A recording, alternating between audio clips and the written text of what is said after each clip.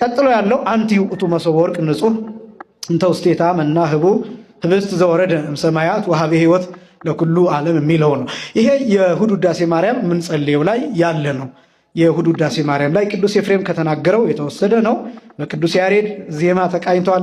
በልዩ ልዩ አይነት ምስጢራት የሚመሰጠር ነው። ይሄ ከብሉይ ኪዳን ጀምሮ እና አንቲ ውእቱ መሶበ ወርቅ የሚባለው መቼ ነው? ያው በእርግጥ እንደ ሰዓቱ እንደሚገቡበት ሰዓት ሊለያይ ይችላል። አንቲ ውእቱ መሶበ ወርቅ የሚለው መሶበ ወርቅ የተሸከመ ዲያቆን አለ። ከዚህ በፊት እንደነገርኳችሁ ወደ ቤተልሔም ሲሄዱ ባዷቸውን ነው የሚሄዱት። ማዕጠንት ይዘው፣ ቃጭል ይዘው፣ ጥላ ይዘው፣ መሶበ ወርቅ ይዘው፣ ጽዋ ይዘው፣ እነዚህ ነገሮች ይዘው ወደ ቤተልሔም ይሄዳሉ። 4 ሰዎች ናቸው ወደ ቤተልሔም የሚሄዱት። ወደ ቤተልሔም ሲሄዱ ዝም ብለው ነው የሚሄዱት። ቤተልሔም የሚባለው እንግዲህ ለማታውቁት በምስራቅ በኩል ያለ ማለት ነው። ሁልጊዜ በምስራቅ በኩል የሚሰራ ነው። ቤተልሔም ማለት በስፋት አይተናል።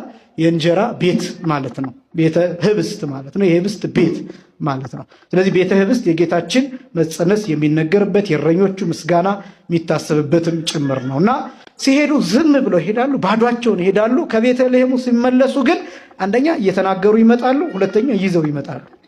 እየተናገሩ የሚመጡት ምንድን ነው? እያመሰገኑ መስቀል አብርሃ እያሉ ምነበሃ እያሉ ኩሉ ዘገብራ እነዚህን እያሉ ይመለሳሉ። ይዘው ይመለሳሉ ደግሞ ምንድን ነው? ባዶ ጽዋ ነበር ይዘው የሄዱት፣ ወይን ይዘው ይመለሳሉ። ባዶ መሶበ ወርቅ ነበር ይዘው የሄዱት፣ መሶበ ወርቋን ይዘው ይመለሳሉ። አሁን መሶበ ወርቋ የእመቤታችን የቅድስት ድንግል ማርያም ምሳሌ ናት። መጀመሪያ ይዘዋት ሲሄዱ ባዶ ናት መሶበ ወርቋ። ያ ምንን ነው የሚያሳየው?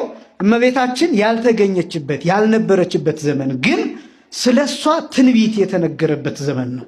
ምን የተነገረበት ዘመን? ትንቢት። መሶበ ወርቁ ሲሄዱ ምንድን ነው ብያቸዋለሁ? ባዶ ነው። ሲመለሱ ግን ይዘው ይመለሳሉ። ያቺ ባዶ የሆነችባት መሶበ ወርቋ የእመቤታችን ምሳሌ ሆና ግን ባዶ የሆነችበት ዘመን የብሉይ ኪዳን ዘመን ነው።